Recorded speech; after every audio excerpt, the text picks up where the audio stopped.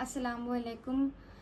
सबसे पहले मैं ये कहना चाहूँगी कि हम उन सभी लोगों के साथ खड़े हैं जिनके साथ भारतीय जनता पार्टी की सरकार और इंडियन स्टेट ज़्यादती कर रहा है, नाइंसाफ़ी कर रहा है। हम साथ में खड़े हैं मुदस्सिर भाई की फैमिली के साथ और साहिल भाई की फैमिली के साथ, जिनको शहीद कर दिया गया है। जिस तरह से मेरे घर को टूटते हुए सभी ने देखा, पूरे मुल्क ने देखा किस तरह से मेरे घर को तोड़ा गया, उस पर मैं सिर्फ ये कहना चाहती हूँ कि वो सिर्फ एक घर था। हम लोग फिर भी काफ़ी प्रिविलेज्ड हैं। मेरा दिल दुखता है सिर्फ उस बात को सोचकर कि कितने ऐसे घर टूटे हैं जहाँ पे लोग उतने प्रिविलेज्ड भी नहीं हैं। They have targeted the weakest of the weakest in all of this. सबसे पहले मैं ये बताना चाहती हूँ कि मेरे अब्बू जनाब जावेद मोहम्मद साहिब बिल्कुल निर्दोष हैं। उनको फंसाया गया है और उनको सज़ा दी जा रही है इस बात की कि वो एक वोकल मुस्लिम कम्युनिटी के मेंबर हैं इलाहाबाद शहर में।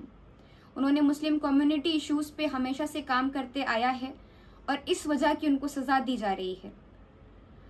मेरी अम्मी और मेरी बहन को इल्लीगली डिटेन कर पुलिस ने, प्रशासन ने ये साफ साफ वाजे कर दिया है कि वो किसी भी स्तर तक गिर सकते हैं मुसलमानों को परेशान करने के लिए।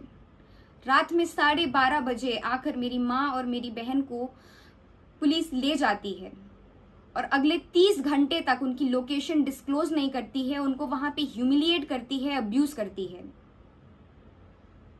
साथ ही साथ मैं ये कहना चाहती हूँ कि ये सिर्फ मेरे परिवार के साथ नहीं हो रहा है। This is not just happening to my family, this is happening to Muslims across India. और ये बहुत ही अलार्मिंग ट्रेंड है, ये बहुत ही डिस्टर्बिंग ट्रेंड है। किस तरह से मुसलमानों को परेशान किया जा रहा है, उनके ऊपर जुल्म और ज्यादती और तशद्दुद किया जा रहा है। मगर हम भी ये बात वाजे कर देना चाहते हैं कि ना हम डरने वाले हैं, ना हम झुकने वाले हैं, ना हम खामोश होने वाले हैं और ना ही हम इस मुल्क से गायब होने वाले हैं।